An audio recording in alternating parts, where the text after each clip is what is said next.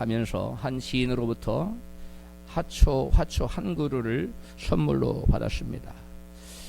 화분에 화초를 심은 후에 가끔씩 물을 주었습니다. 그런데 3년을 기다렸는데도 이 화초에 싹이 돋지 않았습니다. 화초를 키우는 사람들은 화초에 물을 주면서 화초가 조금씩 자라가는 모습을 보면서 키우는 재미를 맛보는 건데요. 그 즐거움을 맛볼 수가 없었어요. 이 화초는 왜? 전혀 자라지 않으니까 싹도 안 나고. 3년이 지난 초여름에 이 목사님은 이 화분을 처분하기로 작정을 했습니다. 그리고 화분을 거꾸로 이렇게 쳐들고 받쳐들고 화초를 꺼냈어요. 버리려고. 그때 이 목사님이 놀라운 사실을 발견했습니다. 그 화초는 위로는 성장을 하지 않았는데 밑으로 뿌리가 이렇게 크게 성장을 하고 있었습니다. 아래로 보이지 않는 곳에서 성장을 하고 있었습니다. 화초를 처음에 받아서 가져올 때는 조금 긴 뿌리가 2개 있었는데 이제 버려버리려고 봤더니 화초를 꺼내봤더니 길다란 화초가 무려 8개나 이렇게 쫙 뿌리를 내리고 있는 것을 발견했습니다. 이 화초를 그래서 버리지 않고 화단에 심고 거름을 이렇게 듬뿍 주고서 물을 주었어요. 그랬더니 이 화초가 자라기 시작하는데 불과 3개월 만에 아주 무성하게 자라서 아름다운 꽃을 피우더랍니다. 이 얘기를 제가 들으면서 생각난 게 중국의 무슨 대나무죠?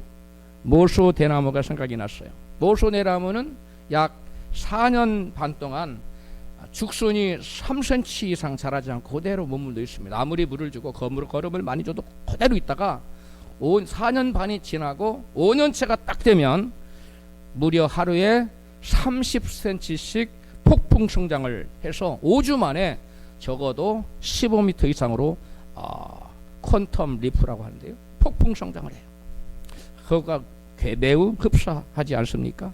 깊이 뿌리를 내린 모소 대나무는 그 뿌리로부터 자양분을 충분히 빨아들여서 하루에 30cm 이상씩 폭풍 성장을 할 수가 있는 겁니다.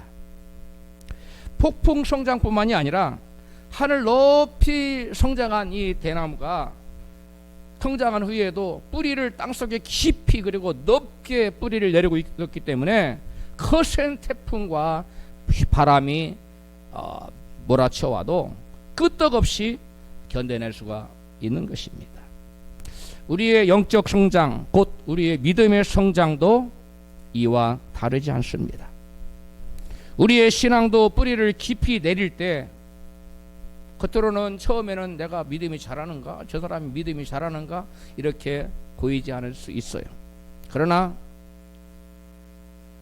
농부가 화초를 키우는 사람이 물을 줄 때 모소대나무에 물을 주는 농부가 물을 주고 거름을 줘서 계속 그걸 빨아들이면서 보이지 않는 곳에서 깊이 뿌리를 내리고 넓게 뿌리를 내려서 그 나무가 폭풍 성장할 수 있는 기초를 다지듯이 끊임없이 우리의 농부 되신 하나님 이 우리에게 주시는 물과 거름을 계속 받아들이면 보이지 않는 곳에서 믿음의 뿌리를 깊이 내리고 아주 폭넓게 뿌리를 내려서 마침내 풍성한 열매를 맺을 수 있는 거대한 나무로 성장하는 기초를 이룰 줄로 믿습니다.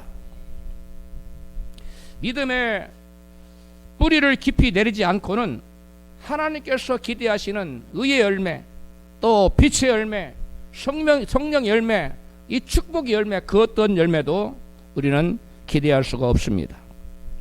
모소 대나무 죽순을 기르는 농부는 모소 대나무가 자라기를 바라면서 4년 반 동안 전혀 자라지 않는 것처럼 보이는 그 죽순에다가 끊임없이 물과 거름을 쉬지 않고 줍니다. 마찬가지로 우리 하나님도 당신의 자녀들이 믿음이 성장하여 아름다운 열매를 맺도록 하기 위해서, 놀라운 축복을 받도록 하기 위해서 끊임없이 쉬지 않고 물과 거름을 주시는 줄로 믿습니다.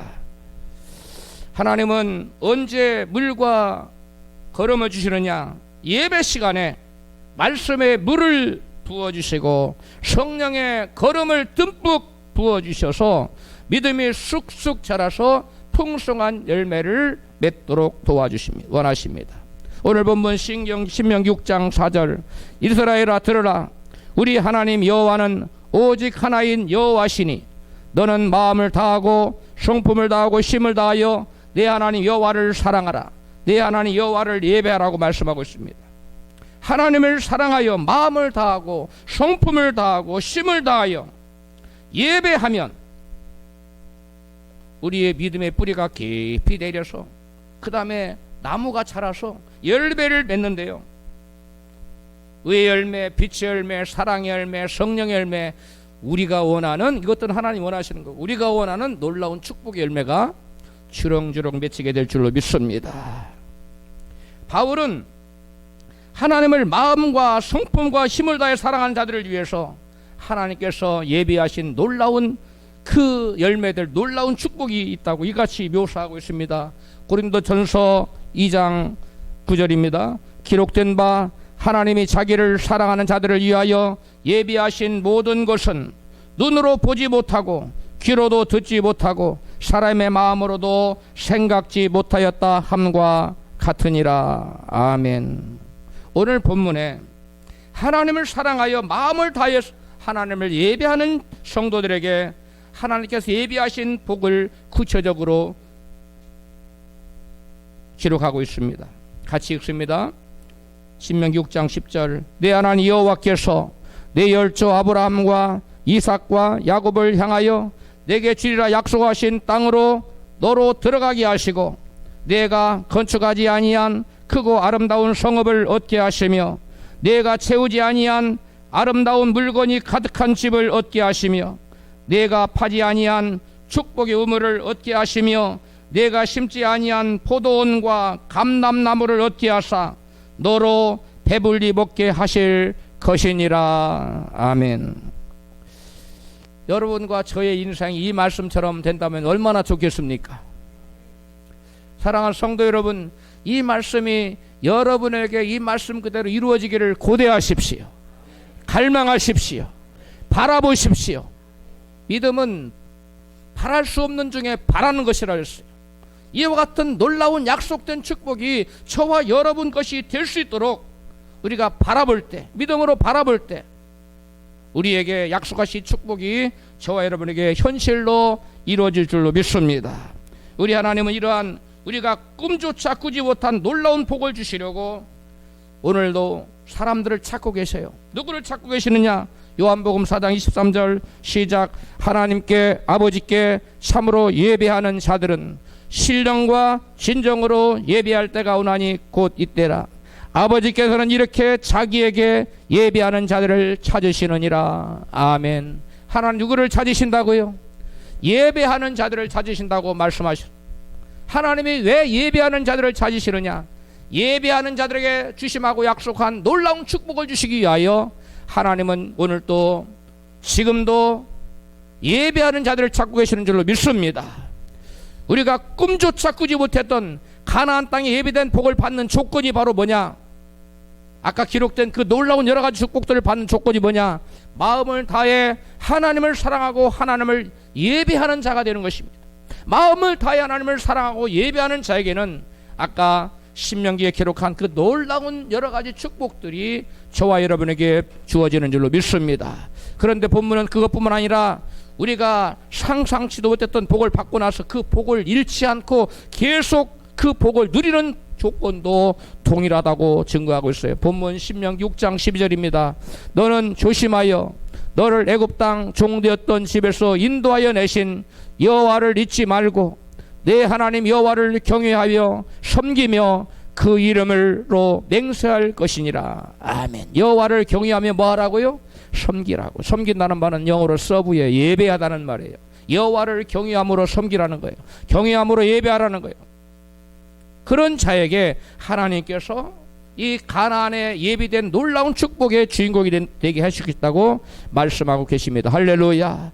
하나님께로부터 받은 놀라운 축복을 받는 비결도 방법도 마음을 다해 하나님을 예배하는 것이고 이미 받은 그 복, 가나안의 축복을 놓치지 않고 소멸하지 않고 계속 지키고 유지하고 누리는 것도 마음 다해 하나님을 사랑하고 예배하는 것이란 것입니다. 할렐루야. 하나님을 마음 다해 사랑하고 예배하는 자를 우리는 예배의 성공자라고 합니다. 따라서 합시다. 예배의 성공자. 예배의 성공자가 되기 위해서 무엇보다도 우리는 먼저 예배란 무엇인지 알지 않으면 안 됩니다. 예배가 무엇입니까? 예배란 하나님을 사랑하는 하나님의 자녀들이 하나님 앞에 나와서 그분의 이름을 높이고 그분의 이름에 합당한 영광을 드리고 그분을 찬양하고 경배하는 것이 바로 예배입니다. 하나님께서는 원래 사람을 통하 예배를 받으시고자 사람들을 만드셨어요. 이사야 43장 7절에 무릇 내 이름으로 일컫는 자 곧 내가 내 영광을 위하여 창조한 자를 오게 하라. 그들을 내가 지었고 만들었느니라.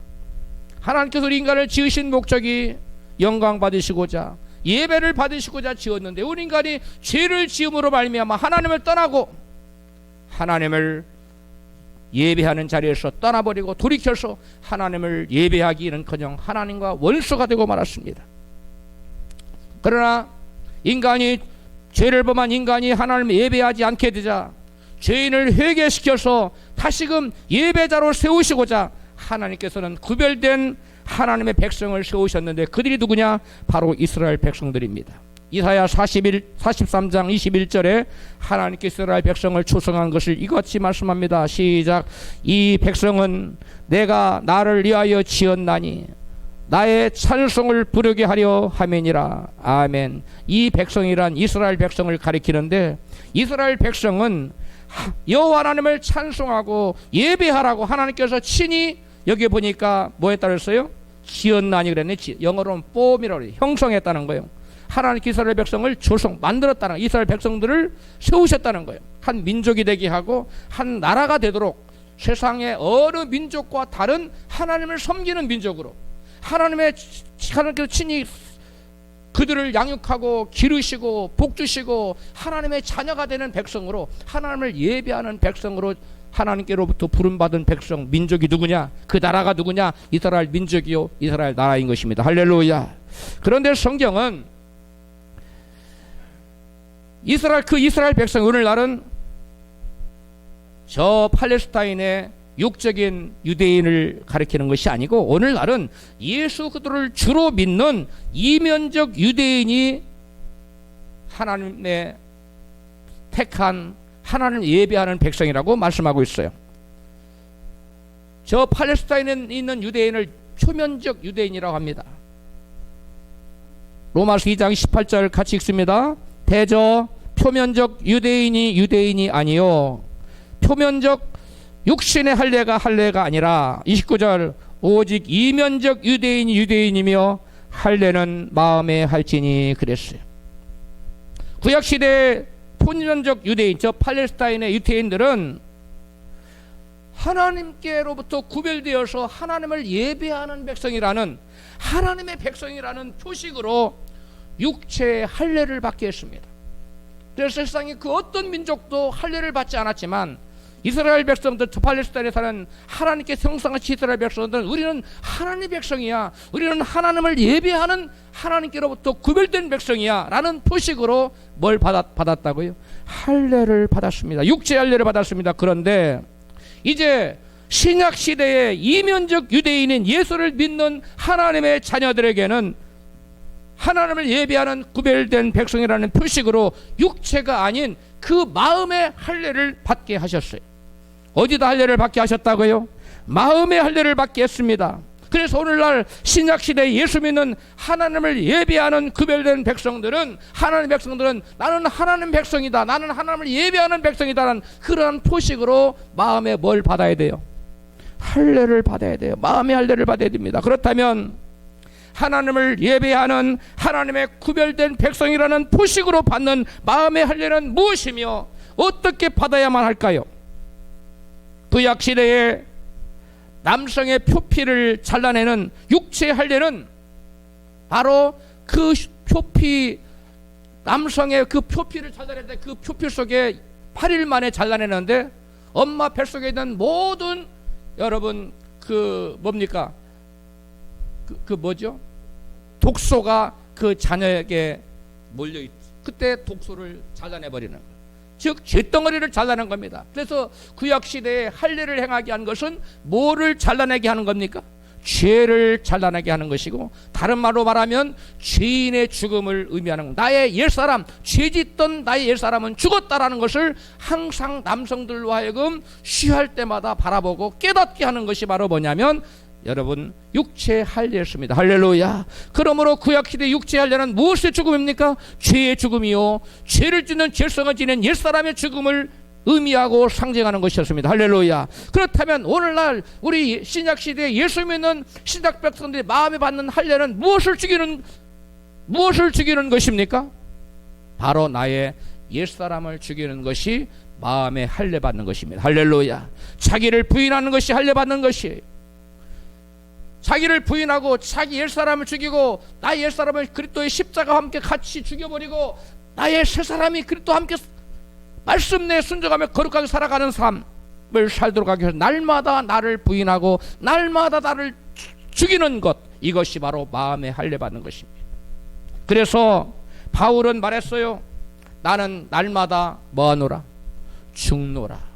바울이 날마다 죽는 것은 날마다 마음에 할례를 받았던 거예요. 저와 여러분 예수 믿는 사람들은 신학시대에 나는 하나님을 예배하는 하나님 백성이라는 표를 가지고 있는데, 그 표는 뭐냐? 마음속에 할례를 하고 있는 건데, 날마다 말씀대로 살기 위하여 나의 정욕을 죽이고 나의 이기적인 욕심을 죽이고 나의 옛사람을 죽이는 그러한 자기를 부인하는 그러한 마음가짐, 나의 옛사람을 십자가에 못 박아 죽여버리는 그러한 마음가짐, 이것이 바로 마음의 할례인 것입니다. 할렐루야. 그래서 이 마음의 할례 받은 백성이 바로 오늘날 예수 그리스도를 믿고 하나님을 나의 하나님으로 믿고 하나님을 예배하는 하나님의 친 백성의 표라는 사실을 믿으시기를 바랍니다. 할렐루야. 본문은 하나님께 특별히 구별하여 하나님을 예배하라고 세우신 이스라엘에게 이같이 명령하십니다. 본문 신명기 6장 4절입니다. 이스라엘아 들으라. 우리 하나님 여호와는 오직 하나인 여호와시니 너는 마음을 다하고 성품을 다하고 힘을 다하여 내 하나님 여호와를 사랑하라. 내 하나님 여호와를 예배하라. 여기 이 말씀을 우리 신명기 6장 4절 5절 그 다음에 13절까지 쭉 이어지는 말씀 뭐라고 하냐면 쉐마라고 해요.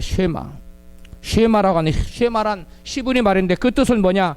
들으라, 경청하라, 그런 뜻이에요. 그러면 무엇을 들으라는 말씀입니까? 뒤이어 나오는 6절 9절에 나오는 말씀, 마음을 다하고 성품을 다하고 힘을 다하여 내 하나님을 사랑하라. 마음을 다하고 성품을 다하고 뜻을 다하고 힘을 다하여 내 하나님을 예배하라.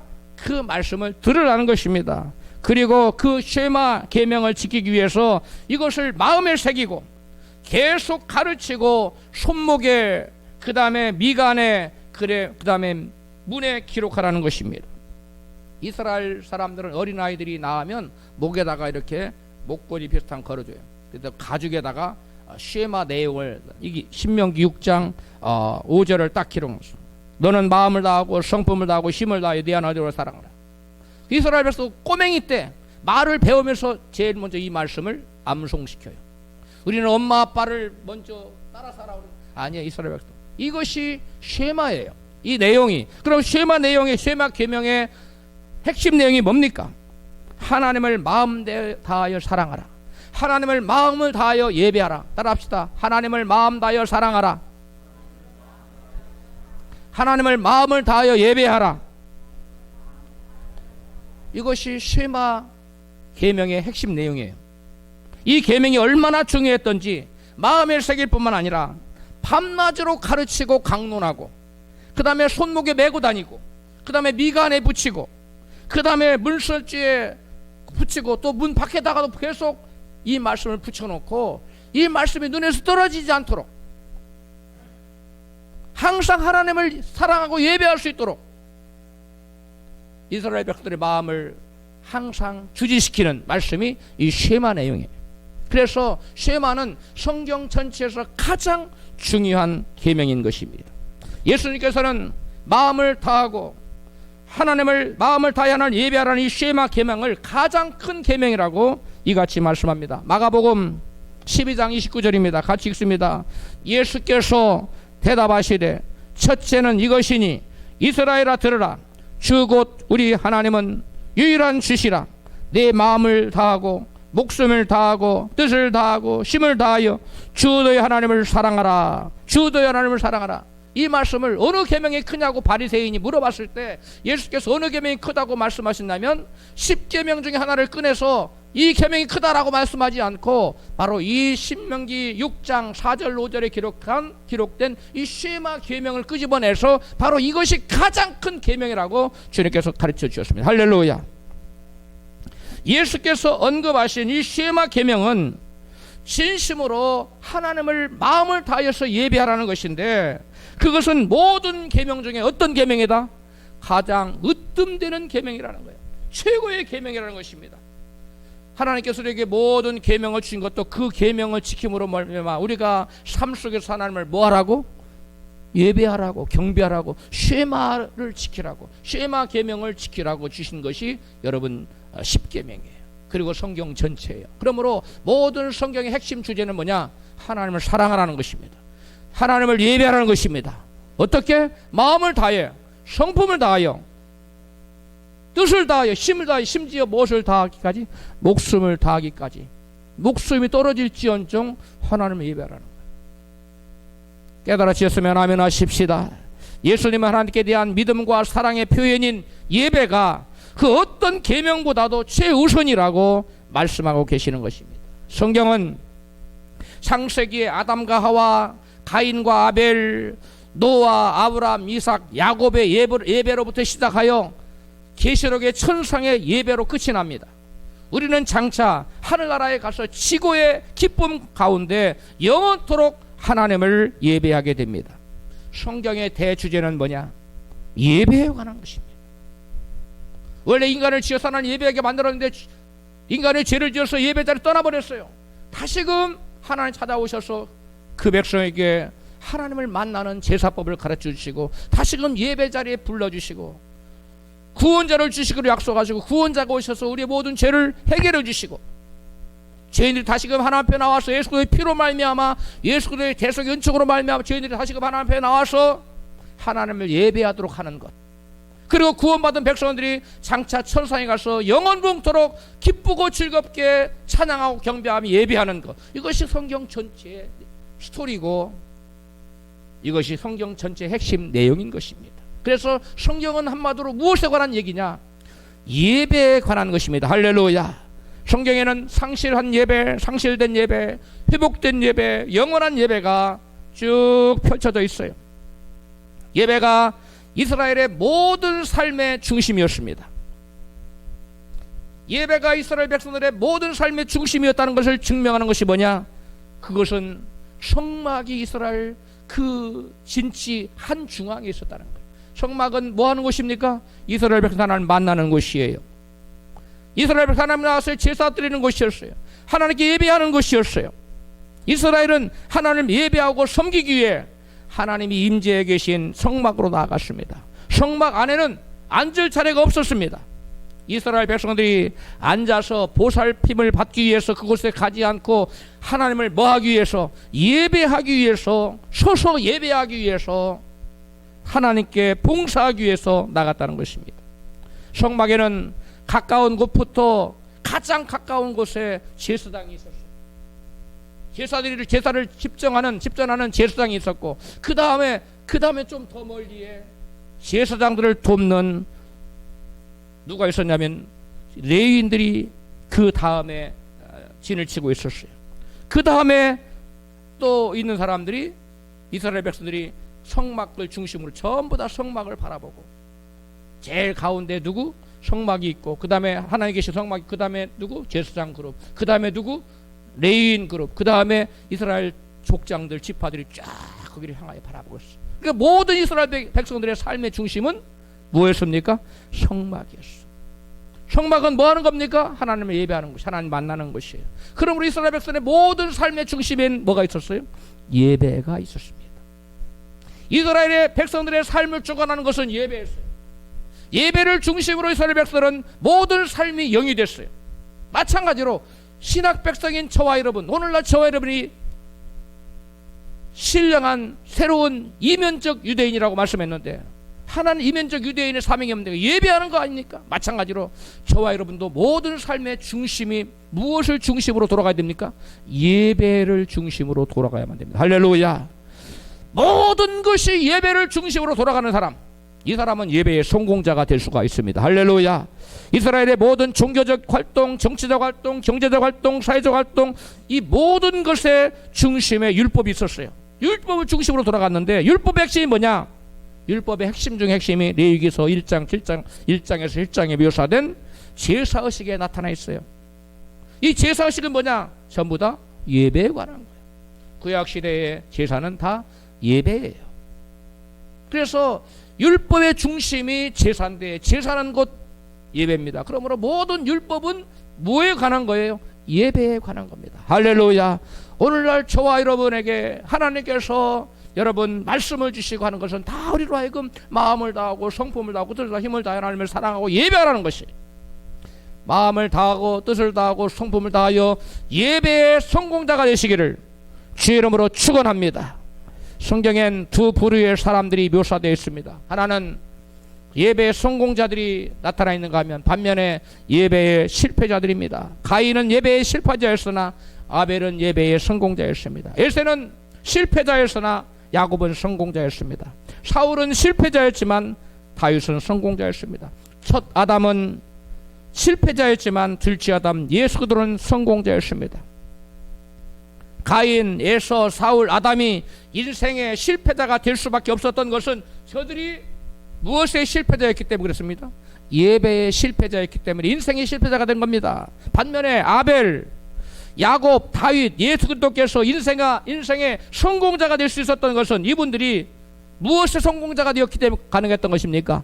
예배의 성공자가 되었기 때문이 그렇습니다. 여러분 인생이 진정한 인생의 성공자가 되기를 원하십니까? 그렇다면 저와 여러분은 먼저 인생의 성공자가 되기 전에 예배의 성공자가 되어야 될 줄로 믿습니다. 예배의 실패자가 되면서 인생의 성공자가 되기를 원하는 것은 이거 어불성설입니다. 있을 수 없는 일이에요. 절대로 불가능한 것입니다. 아벨, 에녹, 노아, 아브라함, 다윗으로 이어지는 믿음의 계보는 모두 성공의 예배의 성공자들에 의해서 이렇게 계속적으로 계승되어져 내려왔습니다. 우리가 생각해 볼 것은 예배라고 예배가 다 아니라는 것입니다. 하나님께서 받으시는 예배만이 참된 예배인 줄로 믿습니다. 하나님 기뻐 받으시는 예배를 드리는 이 사람이야말로 예배의 성공자요 인생의 성공자라고 말할 수 있습니다. 누가 인생의 참된 성공자인가의 기준은 얼마나 돈을 많이 벌었고 얼마나 높은 지위에 올랐으며 얼마나 출세했느냐, 그것이 아니라 예배의 성공자가 되었느냐에 달린 것입니다. 세상의 모든 것을 모두 거머쥐었다 할지라도 그 사람이 인생의 실패자가 될 수가 있습니다. 유통업계의 전설, 세계의 최고의 유통업계의 성공자가 미국의 월마트, 우리나라에 들어왔다가 안 들어왔습니까? 예? 들어왔다가 철수됐죠. 이 월마트 미국에서 제일 큽니다. 그 다음에 미국의 쌈스클럽, 우리나라의 코스트코, 그게 쌍벽을 이루는 게 쌈스클럽인데 그 두 가지를 가지고 있는 사람이 이 샘 웰튼이에요. 그런데 이 월마트 사장 샘 웰튼이 죽기 직전에 내가 인생을 잘못 살았어 라고 탄식했다는 겁니다. 그는 75세에 이르기로 인생을 살면서 돈, 명예, 권력까지 뭐 하나 부족한 것이 모든 것을 누리는 사람들이 봤을 때는 출세한 사람이었어요. 인간들의 눈으로는 성공한 인생이었어요. 그런데 그는 스스로 죽음에 임박해서 죽기 직전에 자기는 인생의 실패자라고 실토했다는 거예요. 그는 사람들 눈에는 인생의 성공자처럼 보였지만 실제로는 참된 인생의 성공자가 아니었던 것입니다. 세상적인 성공을 거두어서 인생의 성공자가 되는 것이 아니라 예배의 성공자가 될 때 인생의 성공자가 되는 줄로 믿습니다. 진정한 인생의 성공자는 본문 말씀처럼 마음과 성품과 힘을 다해서 여호와 하나님을 사랑하여 하나님을 전심으로 예배하는 자입니다. 본문 신명기 6장 4절 다시 읽어요. 이스라엘아 들으라. 우리 하나님 여호와는 오직 하나님 여호와시니 너는 마음을 다하고 성품을 다하고 힘을 다하여 내 하나님 여호와를 사랑하라. 이 말씀을 준행하는 자, 마음을 다하고 성품을 다하고 힘을 다하여 여호와 하나님을 예배하는 자, 이 사람이 예배의 성공자요. 이 사람이 바로 인생의 성공자가 되는 줄로 믿습니다. 이처럼 마음 다해 하나님을 사랑하여 전심으로 하나님을 예배하는 예배의 성공자가 되면 가나안의 축복이 따라옵니다. 본문 신명기 6장 10절로부터 같이 읽습니다.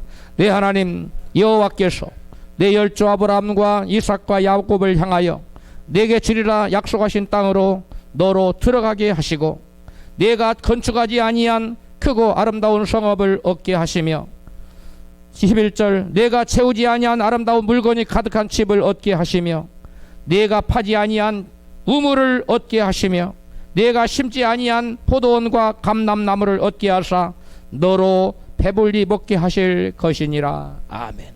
누구에게 약속된 축복입니까? 누구에게 약속된 축복입니까? 마음을 다하고 성품을 다하고 뜻을 다하고 힘을 다하여 하나님을 사랑하고 예배하는 자에게 약속된 축복이 바로 이와 같은 축복입니다. 할렐루야.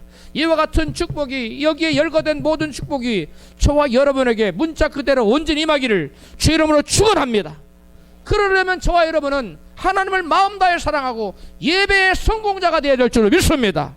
예수님께서는 우리 인생에게 예배가 얼마나 중요한지를 이같이 말씀하십니다. 요한복음 4장 23절 시작. 아버지께 참으로 예배하는 자들은 신령과 진정으로 예배할 때가 오나니 곧 이때라. 아버지께서는 이렇게 자기에게 예배하는 자들을 찾으시느니라. 아멘. 하나님은 지금도 찾고 계시는 사람이 있는데 누구를 찾고 계십니까? 하나님을 예배하는 자. 어떻게 예배해야 하는 자? 마음을 다하고 성품을 다하고 뜻을 다하고 힘을 다하여 신령과 진정으로 예배하는 자를 하나님은 찾고 계시는 줄로 믿습니다. 왜 찾고 계십니까? 아까 말씀처럼 내가 심지 않은 포도나무, 내가 짓지 않은 성읍, 내가 세우지 않은 그 온갖 좋음을 가득한 집, 내가 기르지 않은 그 나무, 이런 걸 다 주겠다는 거예요. 누구에게? 예배의 성공자에게, 우리 옆에 계신 분에게 예배의 성공자가 되어서 이 약속된 축복을 받아 누리십시다.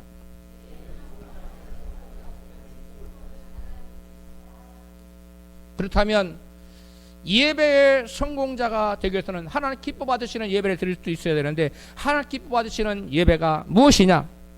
하나님 기뻐 받으시는 참된 예배는 과연 뭐냐?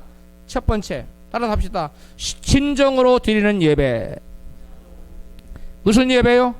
진정으로 예배. 진정이란 영어로 인트루스예요. 진리 안에서 그 말이에요. 말씀 안에서 그 말이에요. 다시 말해서 말씀에 입각하여 드리는 예배입니다. 내 생각대로 드리는 것이 아니에요.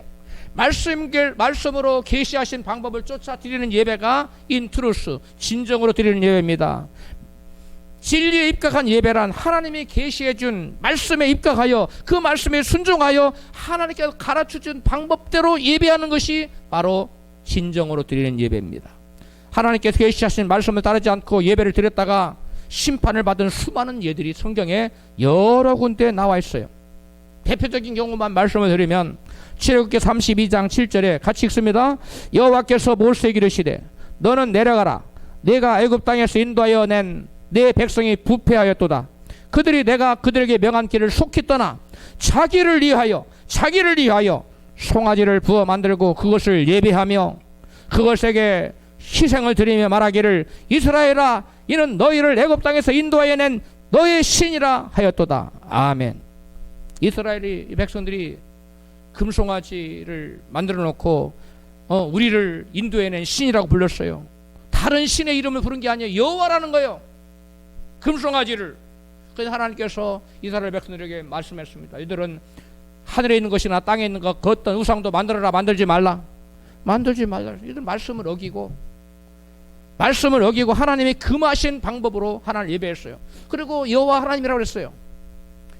이것이 무슨 그 가나안의 어떤 신의 이름을 붙인 게 아닙니다. 애굽의 어떤 신의 이름을 붙인 게 아니에요. 우리를 인도해는 여호와라는 거예요. 우상을 만들어 놓고 금송아지를 만들어 놓고 하나님이 명하신 방법이 아닙니다. 그런데 그들이 왜 하나님께서 시키지 않은 예? 말씀을 어기고 금송아지를 만들어서 이것이 우리를 애굽에서 인도해낸 우리의 인도해낸 신이라고 얘기하고 예배했습니까? 왜 그래서 그 이유가 동기가 뭡니까? 오늘 성경은 뭐라고 하냐면 자기를 위하여라고 그러고 있어. 출애굽 32장 8절에 자기를 위하여. 그들이 왜 하나님의 계명대로 말씀대로 하나 예배하지 않았느냐? 자기 욕심 때문이었어. 자기를 위하여 예배하는 자들은 말씀에 따라 예배할 수 없어요. 그래서 아까 여러분 마음의 할례를 받기 위해서는 뭐 해야 된다고요?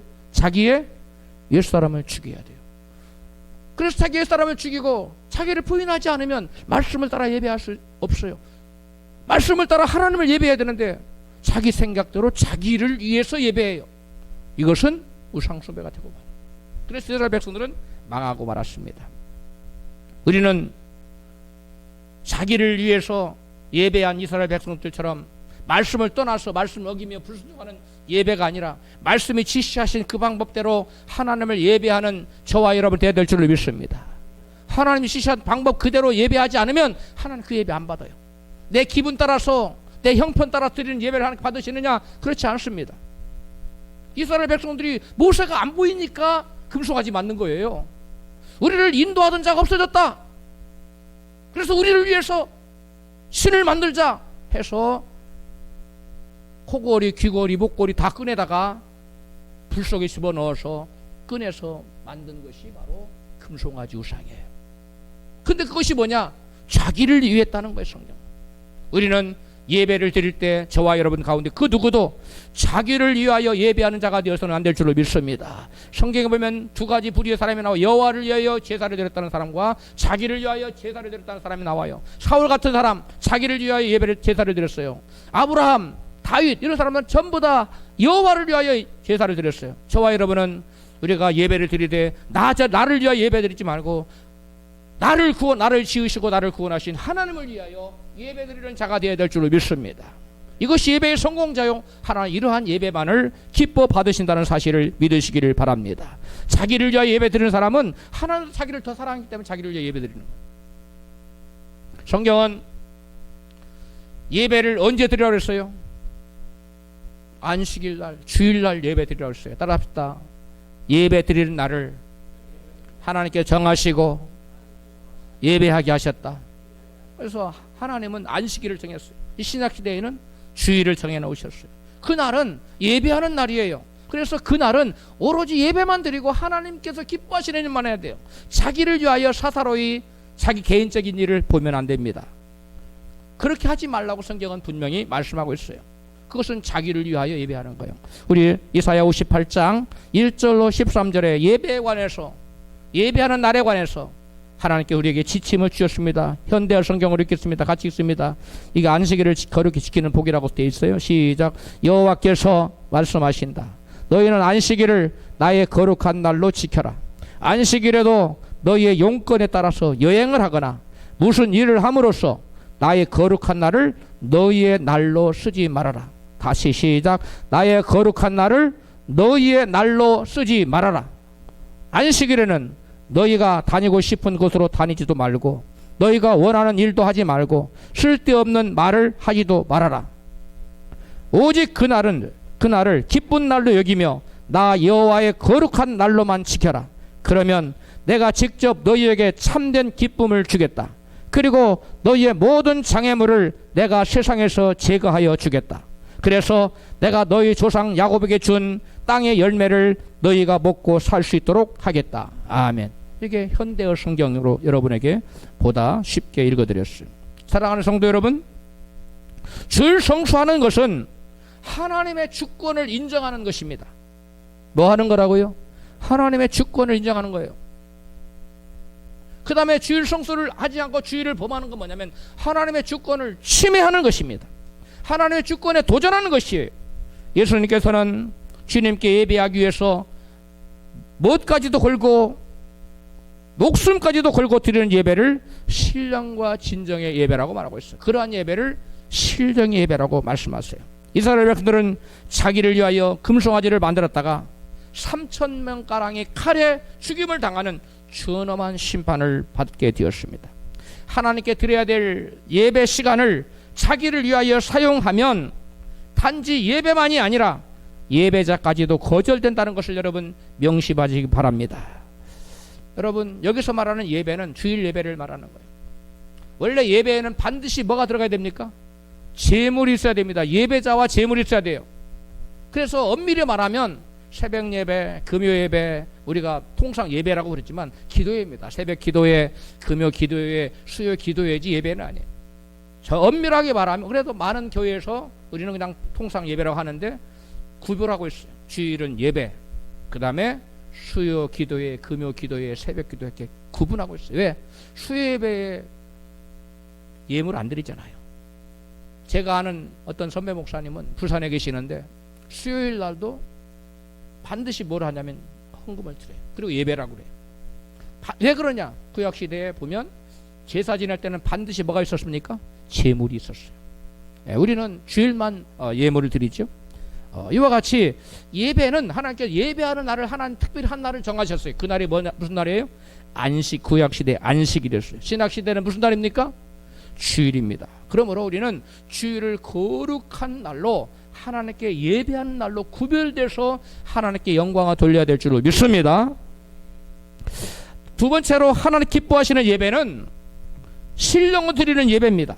신령이란 퓨뉴마라는 히브리 원어인데 그 인간의 영, 그 다음에 내적인 사랑을 말해요. 히브리어는 네피시고 헬라어는 퓨뉴마인데 진정 예배가 순종과 연결이 돼서 말씀을 순종하는 것이 진정 예배예요. 그러면 신령 예배는 뭐냐? 혼신을 다해 드리는 예배가 신령 예배입니다. 마음 자세에 관한 거예요. 어떤 마음 자세로 드리는 예배냐?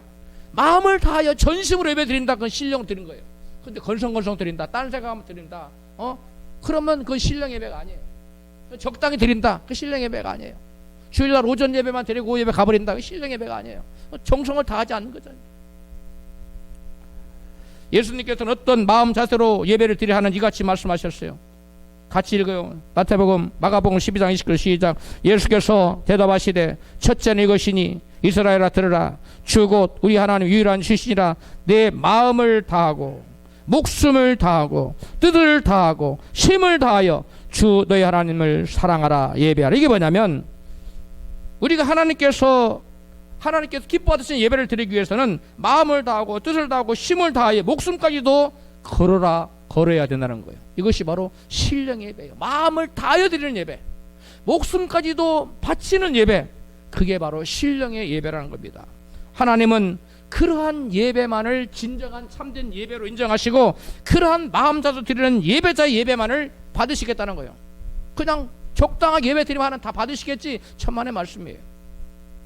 신령과 진정으로 말씀에 따라서 마음을 다하여 신령으로 예배 드릴 때 그 예배를 하나님께서 기뻐 받으시는 줄로 믿습니다.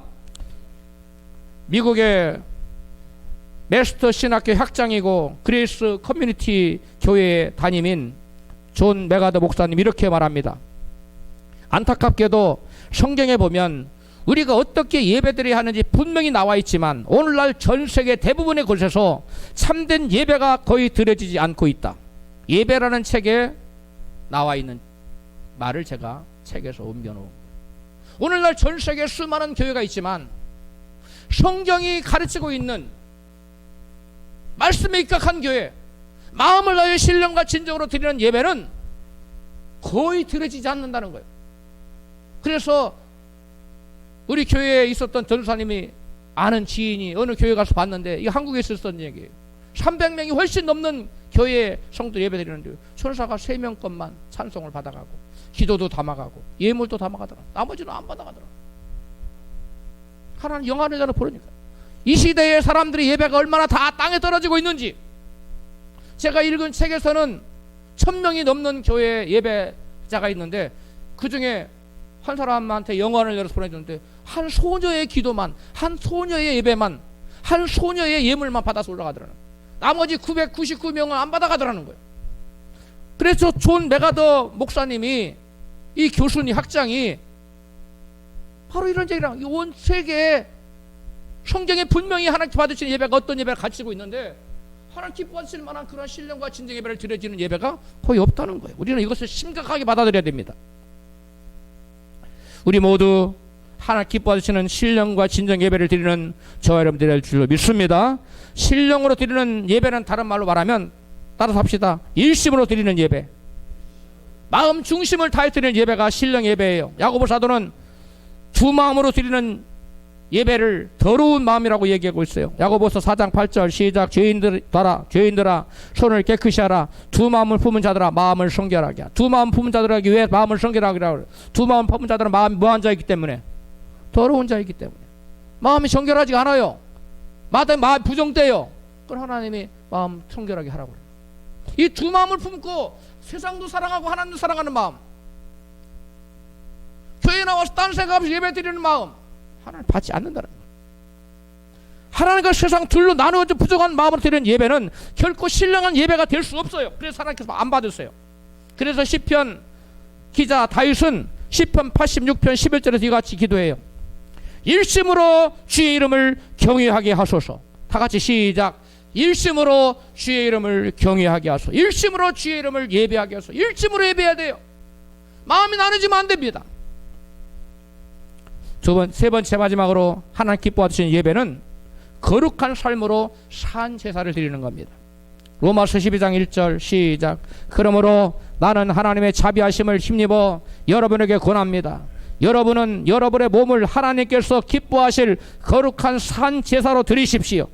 이것이 여러분이 드릴 합당한 예배입니다. 세 번역을 읽어드렸습니다. 우리 예배는 말씀에 계시된 대로 진리로 드려져야 되며, 또한 마음을 다하고 목숨을 다하여 신령으로 드려져야 돼요. 그러나 그 예배는 예배당 안에서만 드려지는 것으로 끝나서는 안 됩니다. 그 예배가 어디로까지 이어져야 우리의 삶의 현장으로까지 이어져서 자기를 부인하고 자기 옛사람을 십자가에 그리스도와 함께 못 박아 죽이고 산 제사로 거룩한 삶으로, 내가 손해를 보고 때로는 내가 모욕을 당하고 때로는 큰 손실을 입으면서도 말씀을 지키기 위해서 거룩하게 살아가는 삶, 이것이 산 제사로 드리는 예배입니다. 할렐루야. 모세의 율법에서 제사는 크게 두 가지로 나눠졌어요. 먼저는 번제단에서 제물로 잡아드리는 그 번제단의 제물을 불로 태워서 드리는 그러한 피를 뿌리고 각을 떠서 드리는 제사가 있었고, 다음에는 분향단에서 향을 피워 올리는 제사가 있었어요. 두 가지 크게 율법에서 제사가 나눠져요. 번제단에서 희생제사는 십자가에서 예수님과 나의 옛사람이 함께 죽는 것을 의미합니다. 아까 그것을 제가 설교 서두에 뭐라고 했어요? 마음의 할례라고 그랬어요. 나를 죽이는 거, 나의 옛사람을 죽이는, 나의 정욕을 죽이는 거예요. 나의 세상을 사랑하는 마음을 죽이는, 나의 세상 가치관을 죽이는 거예요.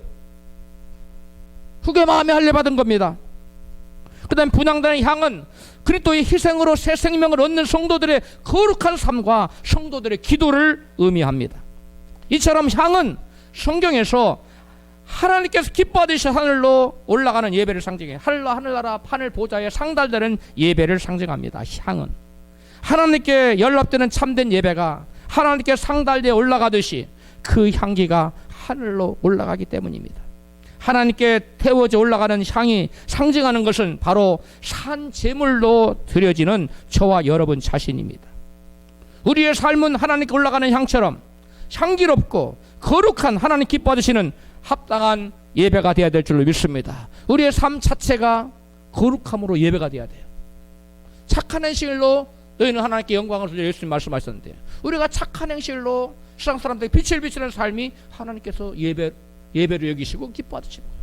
그런데 우리가 우리 유익을 위해 남을 사기치고 거짓말하고 남 괴롭히고 남 마음에 상처 주고 그런다면 이거는 거룩한 예배자가 될 수 없어요. 삶의 예배가 될 수가 없어요. 우리 모두 하나님 기뻐하시는 합당한 예배를 드리는 자가 되십시다. 하나님 기뻐하시는 예배는 첫째 말씀에 입각한 예배입니다. 그 다음에 둘째는 혼신을 다하고 목숨을 걸고 전심으로 드리는 예배입니다. 세 번째 자기를 부인하고 거룩한 삶으로 산 제사를 드리는 예배입니다. 산 제사는 아름다운 향으로 하늘 보좌에 상달되어 올라갑니다. 하나님을 사랑하여 목숨을 걸고 예배하면 자는 예배의 성공자가 되고, 그 예배의 성공자가 되는 자에게는 다음과 같은 가나안의 축복을 주시겠다고 약속하셨어요. 아까 읽었지요. 다시 읽습니다. 시작. 내 하나님 여호와께서 네 열조 아브라함과 이삭과 야곱을 향하여 내게 주려 약속하신 땅으로 너로 들어가게 하시고 내가 건축하지 아니한 크고 아름다운 성읍을 얻게 하시며 내가 채우지 아니한 아름다운 물건이 가득한 집을 얻게 하시며 내가 파지 아니한 우물을 얻게 하시며 내가 심지 아니한 포도원과 감람나무를 얻게 하사 너로 배불리 먹게 하실 것이니라. 우리 모두 마음 다해 하나님을 사랑하는 예배의 성공자가 되어 이같이 약속된 가나안 축복을 다 받아 누리시기를 주의 이름으로 축원합니다.